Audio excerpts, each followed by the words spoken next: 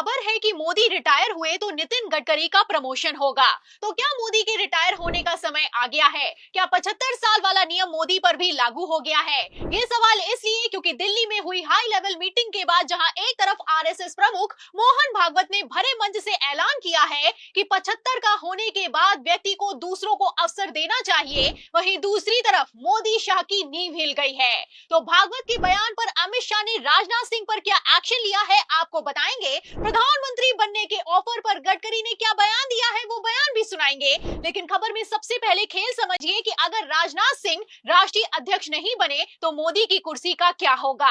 तो जैसा कि आप जानते हैं कि राजनाथ सिंह ने 2 बार भाजपा की लुटिया डूबने से बचाई है। पहले जब 2005 में आडवाणी ने जिन्ना पर टिप्पणी के बाद इस्तीफा दिया तो राजनाथ सिंह राष्ट्रीय अध्यक्ष बने। फिर जब 2013 में गडकरी पर भ्रष्टाचार के आरोप लगे तो राजनाथ सिंह को जबरन बीजेपी का राष्ट्रीय अध्यक्ष बनाया गया। लेकिन अब ये जोर जबरदस्ती चल नहीं पा रही है। एक तरफ आरएसएस से लेकर बीजेपी राजनाथ सिंह को राष्ट्रीय अध्यक्ष बनाने में जुटी है, दूसरी तरफ राजनाथ सिंह रक्षा मंत्री पद छोड़ने के लिए तैयार नहीं है। राजनाथ सिंह अड़ गए हैं। राजनाथ सिंह ये अच्छे से समझते हैं कि इस बार अगर राष्ट्रीय अध्यक्ष बने तो मोदी शाह उनकी सारी राजनीति खत्म कर देंगे। तो क्या वही कुछ होता हुआ नजर भी आ रहा है? आपको बता दें कि गृह मंत्री अमित शाह भी लॉबिंग में जुट गए हैं। जहां एक तरफ राजनाथ सिंह मानने के लिए तैयार नहीं है, वहीं दूसरी तरफ अमित शाह लगातार मीटिंग पर मीटिंग किए जा रहे हैं। पहले तो अमित शाह की केशव प्रसाद मौर्य के साथ मीटिंग हुई, फिर केशव प्रसाद मौर्य की राजनाथ सिंह के साथ मीटिंग हुई है। दावा तो ये किया जा रहा है कि 2027 के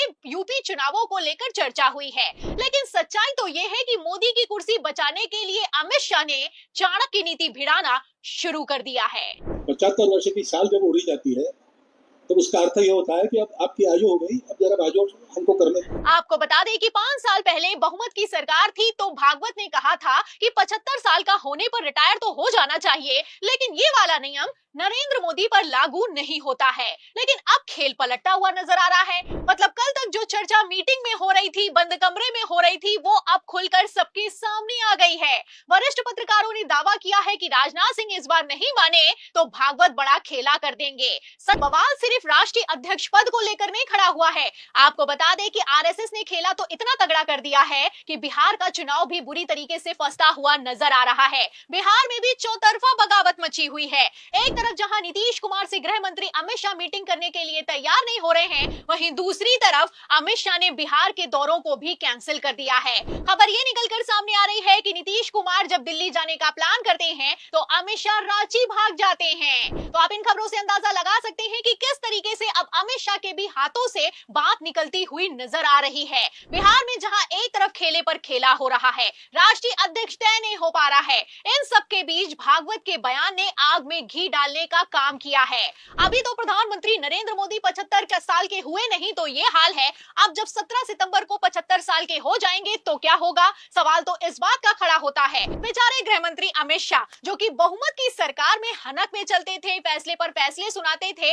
अब उनकी हालत तो इतनी खराब हो चुकी है कि अपना रिटायरमेंट प्लान डिस्कस करने पर आ गए हैं। तो क्या प्रधानमंत्री नरेंद्र मोदी से पहले ही अमित शाह भागने की तैयारी कर रहे हैं? और क्या अमित शाह अब गृह मंत्री के बाद प्रधानमंत्री नहीं बल्कि डायरेक्ट रिटायर हो जाएंगे? इन सभी सवालों के जवाब में इस पूरी रिपोर्ट पर, प्रधानमंत्री नरेंद्र मोदी की हालत पर, आरएसएस के खेल पर आप क्या सोचते हैं? जिस तरीके से भागवत ने खुले मंच से ऐलान किया है, क्या अब पूरा खेल पलटने वाला है? जो भी आप सोचते हैं हमें कमेंट बॉक्स में जरूर लिखें। वीडियो को ज्यादा से ज्यादा शेयर करें, हमारे चैनल को लाइक करें, सब्सक्राइब करें, ज्वाइन करें। फिर मिलती हूँ अगली खबर के साथ, तब तक के लिए धन्यवाद।